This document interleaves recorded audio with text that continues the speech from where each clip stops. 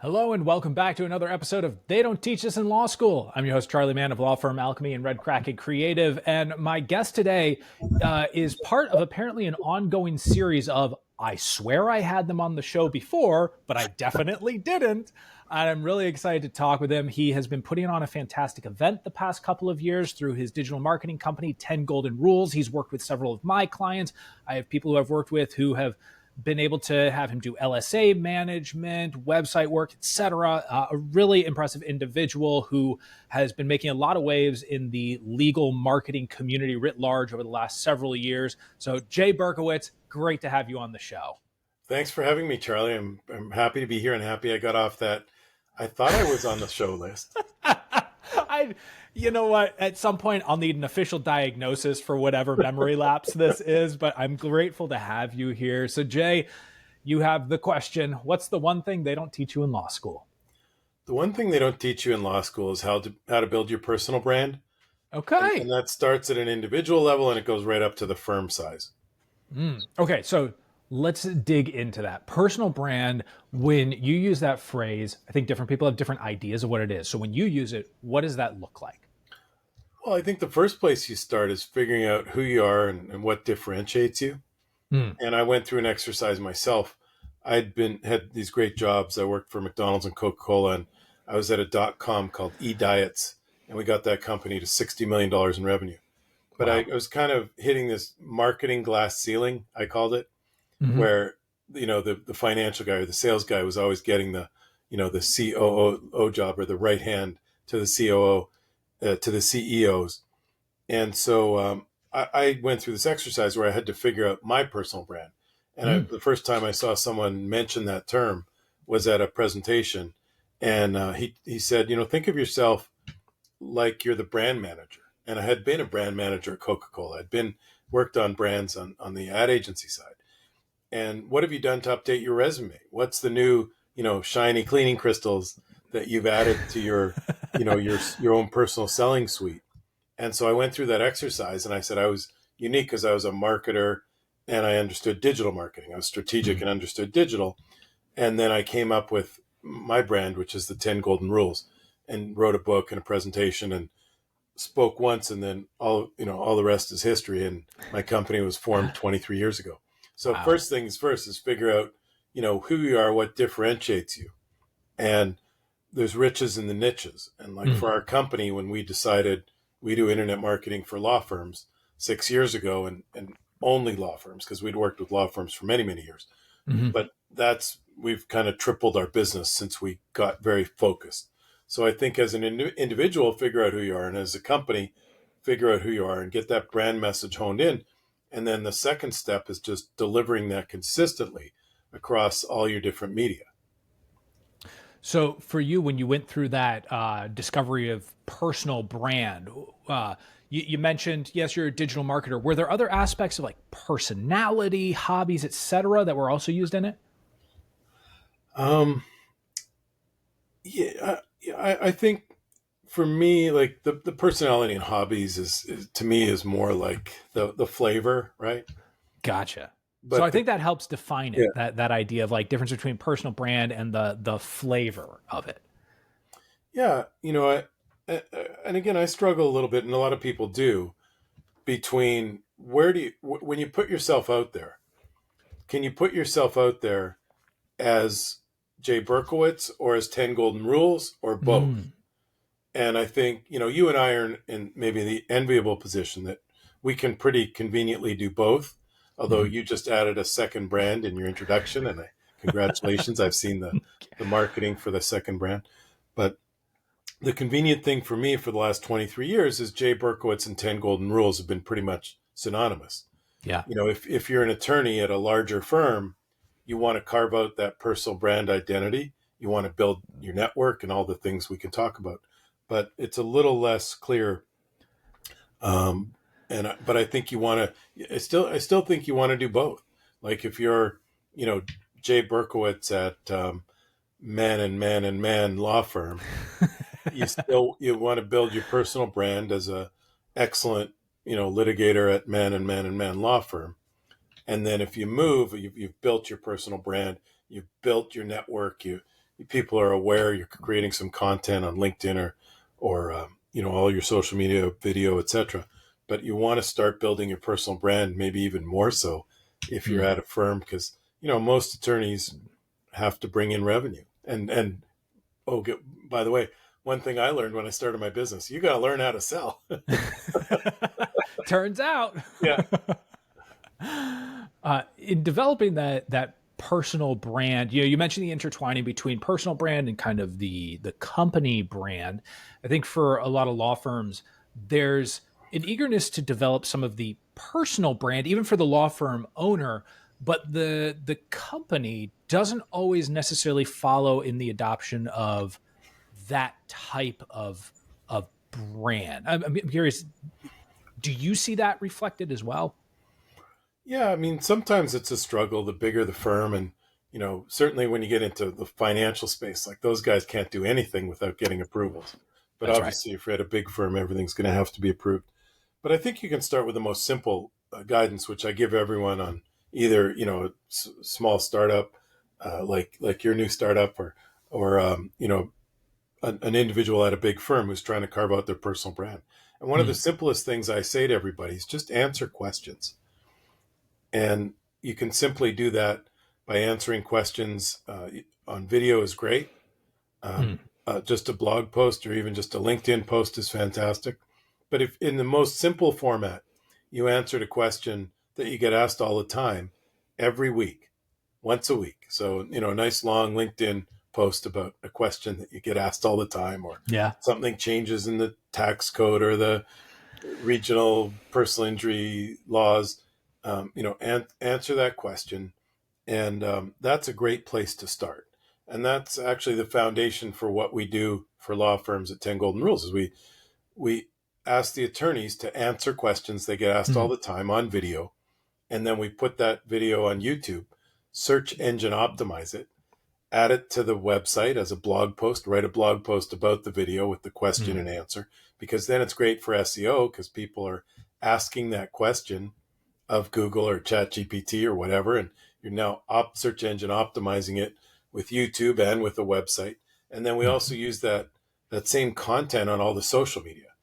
So like when you were on my podcast and I interviewed you, or my webinar, and Charley's been on both, we took the content, we cut little snippets out, 1 or 2 minute segments where you said something particularly brilliant, which you often do.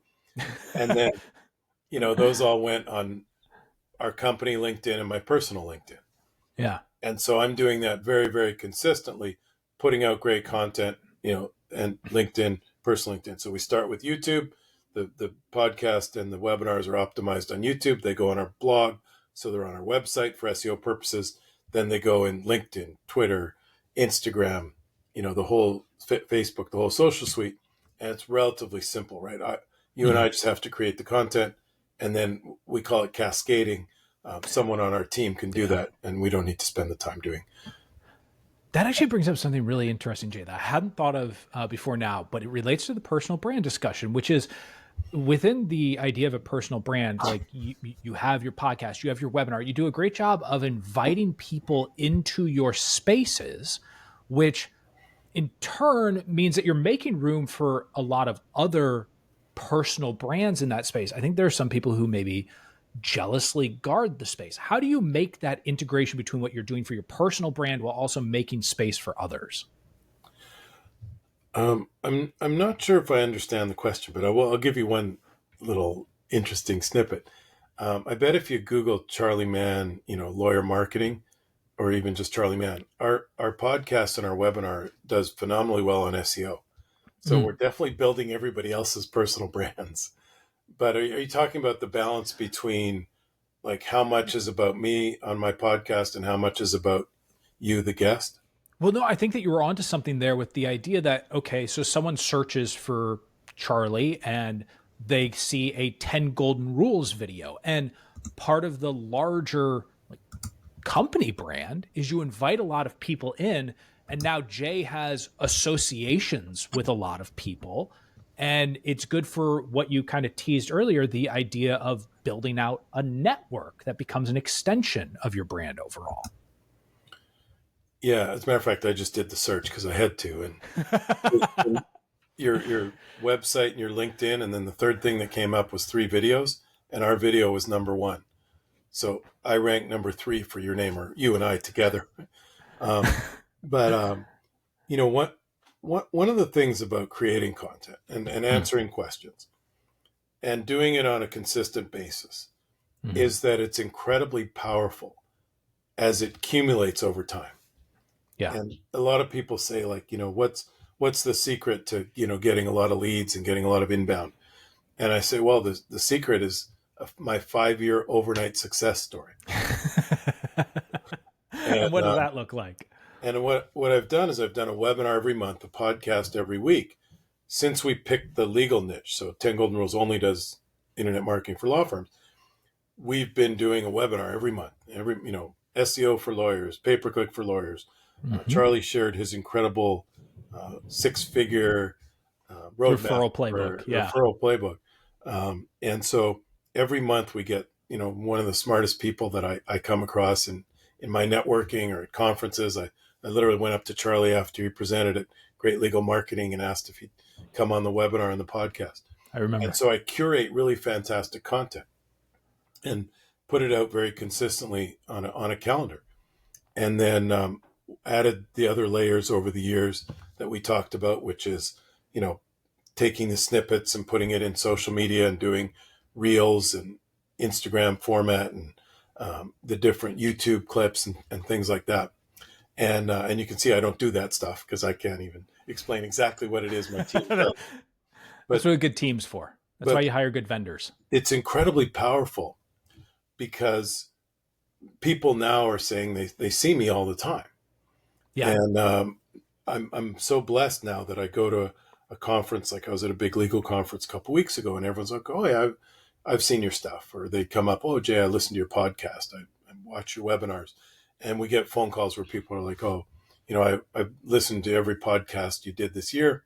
I watched your webinar, the 6 parts of Google 2 times through, and I know you're the right agency for us. So that's a blessing that came from 5 years of overnight success. Yeah. That's not an easy habit to keep. I mean, those 2 habits really side by side. That's not easy to do. There's a lot of people who get to the, 2nd year, if they're lucky, of that and say, you know what, I'm just going to go ahead and hang that up. What kept you going? I think, we just started getting some initial success. And by the way, I always like to share this with people. Like, you don't have to do a webinar. You don't have to do a podcast. You could do what I said. You could just write a LinkedIn article once, even once a month, but hopefully once a week. Answer a question. And by the way, 9 times out of 10, you answered that question in a long email to a client anyways. That's right.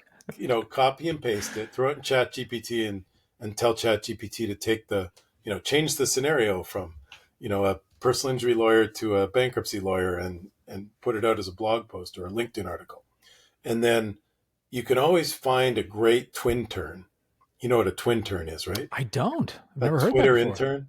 So you hire an intern who can post on Twitter for you. It's an old industry term, but seriously, you can always find someone great who's a journalism student who's looking to build their portfolio, or find someone on Upwork or Fiverr who's really great at social media, and they know all the formats and the sizes and how to write the tags and everything. And all you have to do, the simplest, like I call it the easy button, all you have to do for your personal brand is create 1 piece of content a week. And like I said, it's easy. Just answer a question. And you can shoot a quick video on your iPhone. You can write a quick blog post if you're more comfortable doing that. And then every week you just send it to your twin turn. And that person will post it on your blog, post it on LinkedIn for you. Post, in my case, like I said, every webinars, we pull the 5 best clips from the webinar. The full webinar goes on our YouTube channel, which we now have over 1 million views. Congrats. That's awesome. Thank you. But again, 5 years of every month. That's every right. Week, every month a webinar, every week a podcast. And then fortunately people watch it and the algorithm took over. But you just produce that 1 piece of content, when you're just starting out, produce that 1 piece of content every week off to the intern. and then he or she slices or dices it and puts it in all the other places. And within 6 months, I promise you, everyone will be saying, "Oh, I see your stuff all the time." And It's that's true. because they follow you on LinkedIn, or they follow you on Facebook, or you can email out your blog and put it on your blog on your website. Super simple. And even if you're a personal brand, back to that attorney who works at Man Law Firm, you can do the same thing. Just answer a question once a month on your LinkedIn, and then drop it on your Facebook and your Twitter and link back to your LinkedIn. And you'll seem omnipresent, and it'll help a lot with generating some revenue, which everybody needs to do. That's right. Yeah, you mentioned earlier one of the things that your personal brand stood out is you were this major brand manager, but you also had some of these digital marketing, more direct attribution skills as well. I'd love to learn a little bit more about what you took from, say, working at Coca-Cola and bringing it and merging it with some of this more direct marketing that you do. Well, I think I'd like to talk about brand and the importance of brand today, particularly for law firms. And I got a chance. The funny part about working at Coca-Cola is it was over 100 years. Now it's probably over 125 years Right. that it's been marketed. And every time, I always wanted to come up with new ideas. And I'd say, "Oh, this is a great idea." Like, I had this idea, we should do a points program where every Coke you get points. And they showed me a folder this thick, if you're listening to the audio, about a foot wide. And they'd done all the studies and they'd analyzed, and they said, "Oh, this won't work." And then that summer, Pepsi came out with a points program, and they crushed us because it was really popular. But it's like, you try and come up with a new idea for a 125-year-old brand that's marketed and done everything. But the brand lessons that I like to tell about marketing really starts with something. I was doing some research for several clients and looking at a screenshot. And we mostly work with personal injury lawyers. So I'd search personal injury lawyer Philadelphia, personal injury lawyer. I'm down here just in Boca Raton, so in South Florida, personal injury lawyer. And what was coming up in every single market was like my client, Scott Leeser, came up, solo attorney, personal injury guy. And he was number 2 on the local service ads. And John Morgan was number 1. And I searched another one of my clients in Philadelphia. He was number 1, and John Morgan was number 2. And another client in California, he was number 1, and John Morgan was number 2. So I said to myself, why is it that John Morgan's coming up all across the country? Because you can't just buy your way there in the local service ads. Like, if you bid too much, it turns the algorithm off. So as I looked into it, a big part of the algorithm is click-through rate. And if people see John Morgan's face and he runs $400 million worth of media, which he does, you're going to recognize him and more likely click on John Morgan than my solo attorney down here in South Florida. So that brought me to this point about brand. Okay, the Man law firm can't compete with John Morgan, and nobody else can in terms of budget or breadth of marketing. But what you can do is get your message figured out and get consistency in how you deliver your brand message. So we're actually working on our brand message yet again at 10 Golden Rules. We're working on our trade show booth, our one-pager. We're going to revamp our website, right? But part of that is also the brand colors and the consistency. And so everywhere you appear as a company or as an individual, you're going to be super consistent. So you've got your logo figured out, your slogan figured out, and then your image, your main imagery and colors, and your key message, your headline and your image. Those are like the 4 key communications of what your brand message is. So figure out if you're the guys who fight the insurance company, or you're the gal who's in the community and gives back to the community, or if you're the ones who are the best in court, you'll fight in court. And pick that message that resonates with your personal brand and with everybody in the company, and then deliver that super consistently across all the different media, all your social media, even on your signature line on your email. Nice. And when a lot of times I see law firm owners thinking about some of this brand and alignment on all of it, some of them are still maybe earlier in the process of figuring out who they are, right? To gain that consistency. Are there any things that you've seen or that you've experienced that help find those moments of clarity in brand development? Well, I think one thing that helps is just pick one and go with it, and know you can change it. That's fair. Because a lot of people are going to, it's like we always say, done is better than perfect. And, Mm-hmm. MVP, minimum viable product, in startups, right? Get Right. it out the bloody door. So, don't overthink it. Just sit down, have a brainstorming.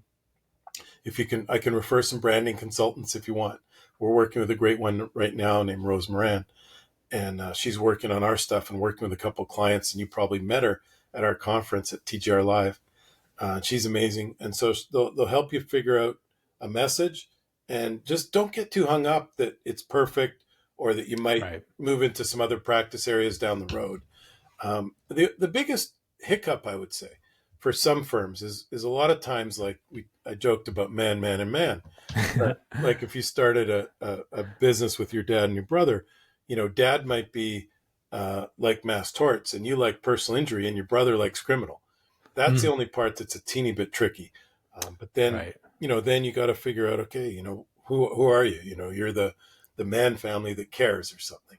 And then you can take that brand to market. And down the road, if dad retires and, your brother figures out there's more money in PI and you guys go straight in PI, then you can evolve your message. Right. There is definitely that fear of commitment. And then I think it sometimes causes a lot of brands to be too neutral overall, playing it a little bit too soft. Yeah. How do you help, or how would you encourage law firms to find that edge in their brand that maybe is missing? Well, the first thing is really do it, because there's riches in the niches. Mm-hmm. And I've seen it over and over. And my personal story, like once we decided to go all in with lawyers, and we're about triple in revenue, and it's been great for our firm. And it made my life easier, and it made my staff's life easier. Because now I know, like if I want to get booked to speak, I want to speak at Great Legal Marketing. I want to speak at Pilma. I was there a couple weeks ago, the Personal Injury Lawyers Mastermind. I want to have my own event called TGR Live, Growth Strategies for Law Firms, right? Like we're very honed in on what we do, and I know what I do, so there's no discrepancy. It makes it easier for my staff because, 80 or 90% of our business is personal injury, digital marketing, right? And they're getting really, really good at it because now that's all we've done for 6 years is getting them lawyers listed on SEO, figuring out LSA for personal injury, figuring out Google Maps for personal injury lawyers. So it makes their job easier because, I used to bring in all kinds of deals like, hey, we got this great client with this beautiful island in the Bahamas and you can swim with dolphins in their natural habitat. And the next day it was like a real estate deal, and we're selling land, and it's uncharted land on the back of an island on the back of a mountain in North Carolina. And then the next day it was a personal injury law firm, and the next day it was like an accounting firm. So it's very, I was able to pivot because I had a lot of marketing background. But when you're 5 years into your career, it's a lot easier if you're focused on one thing. You get darn good at it, and you do it all day. So I would encourage folks to pick a niche, and then how do you do it? What's the magic? Like start with the 80-20 rule, and every business has one. 80% of your revenue comes from 20% of your practice areas, and pick the one that was really moving the needle, and commit to it, right? Like say that this is what we do, and you could say, oh, we also do this, but picking a niche and then making it easier for yourself and your team, I promise you'll be a win. A lot of times, so interested in relating this back to your business, I see some firms when they're looking at, I'm going to niche down. Hey, I have 3 different practice areas. Let's be honest, like one of these is pretty much dead already. The other one I really don't get that excited about. But, and this is where it comes in, they go, but I really want to I'm scared of losing the revenue from that space. I'm scared of putting all my eggs into one basket. You've gone through this experience. What was that like for your company? What wisdom did you take from it? Well, I was very scared because it was like niching down from 200 SIC codes to one. Yeah. And then people say, well, which practice area do you do? And I'm like, wait a minute, I went from 200 to one. I'm going to stick with law, and we're still going to help people other than personal injury. But, we're really pretty concentric around personal injury. Yeah. But what I would say for people is not only is it make your life easier, not only does it make your customers' life easier. Like people arrive at a website, they're going to decide within 3 seconds if they're at the place they're looking for, right? And so you only have, like I said, your logo, your slogan, your image, and your headline. They're going to make a decision with 2 or 3 seconds. So you can't communicate too many things, and you can't communicate nothing. Everybody knows how to hit the back button. They'll go back on the Google search and look for the firm they're looking for. That's right. But the second part of that I would say is really, really important is Google is now saying you can't be too many things. You've got to figure out who you are. And, the broadest example is one of our clients had all this stuff like flowering trees in Virginia and blogs about things to do with your kids in the summer in Virginia. Oh. Because they're a personal injury law firm in Virginia, but they had they thought, their previous ad agency, digital agency thought they could have blogs about Virginia and then they'd rank for it. But then Google made a big algorithm change about 5 years ago and said, you've got to be very specific. So the more specific you are on your website, in your marketing, it's going to help your consumers and it's going to help Google and it's going to help you be found. So that's yet another reason to pick your niche and focus on it. Now, you can also have under practice areas. You can have your brother's practice area in criminal law, and he can write his articles on his LinkedIn about how he got someone out of jail. But the firm as a whole, if it's the 80-20 rule and 80% of your revenues coming from personal injury, you got to hone in on it. Yeah, taking that leap of faith. And it's interesting because there's so many stories like yours out there of people niching down and it turning out in their favor. It's really interesting, even with all of these like business success stories. I know that you play in masterminds, like you yourself seek out business growth education. We can hear all of these lessons and somehow we still need to find ways to make the mistakes for ourselves a little bit, right? Well, funny enough, the mastermind was the third of what I called my God wink. And I got 3 messages. So the first one was I met this guy and he had an agency and it was about 3 times the size of my agency. And I'd never heard of him. And I'd done all this speaking and writing and books and publishing. And he said, oh, we only work with franchises. I said, how can you only work with one niche? Like I have a hard enough time, building my business, targeting all the niches. He said, well, it's great. We got really good at franchises and we got hooked up with Orange Theory. And then we got about 60 Orange Theories as clients and corporate made us one of their official vendors. And like, we've just been growing like crazy. And I said, okay, interesting. And then I met these guys who had the most successful software startup in South Florida. And I think it's still our record software sale. They sold their company for $360 million called eBuilder. And they only did construction software in one niche in hospitality. And the 2 brothers were arguing like about niching down. And when they did, they said it's so much easier because there's only 300 big firms all around the world who needed our software. And once we became the best and we owned the 3 trade shows a year and our salespeople knew who they needed to call on it, like our life got so much better and we 10x'd our business. And then the final one was showing up at my mastermind, which is called 7-Figure Agency. And there was at that time maybe only about 50 or 60 members who were building 7-figure agencies. And there was all these guys who only did roofing and only did, garage door repair and only did lawyers and accountants and stuff like that. And all these firms were hitting 7 figures, which is $1 million in recurring revenue. So no projects is how they define it in the 7-figure community. Interesting. And so I said, okay. And I looked up, I said, okay, God, I get it. Three messages. It took me 3 pounded over the head. And then we decided to go, specialize with lawyers. But very quickly we went all in. We had to redo our website. And so we had to say, 10 golden rules, internet marketing for law firms. And it's the best thing we've done. That's fantastic. Well, congratulations on all of it. If people are interested in learning more about what you all do and connecting with you, what's the best place to send them? Best place is 10goldenrules.com or 10 Golden Rules or Jay Berkowitz on all the social media. And definitely check out our YouTube channel. Charley's on there and some really amazing webinars. We've done webinars on EOS for law firms and, YouTube. We've got some great content on creating YouTubes and building. We've got personal brand stuff and rainmaking. So highly recommend the YouTube channel as well. That's fantastic. All right, Jay, one last little question for you. It's a three-parter. What are you reading, watching, and listening to these days? I'm reading The NVIDIA Way and Outlive. I'm going back and forth. So nice. Great story on Jensen Huang, but $100 billion, the massive chip manufacturer. It's fascinating how they saw their way to build that business. Yeah. And Outlive is a great book about wellness and longevity. Both recommended to me actually by two different attorneys. Nice. So thank you guys. Reading, watching, mostly watching YouTube these days.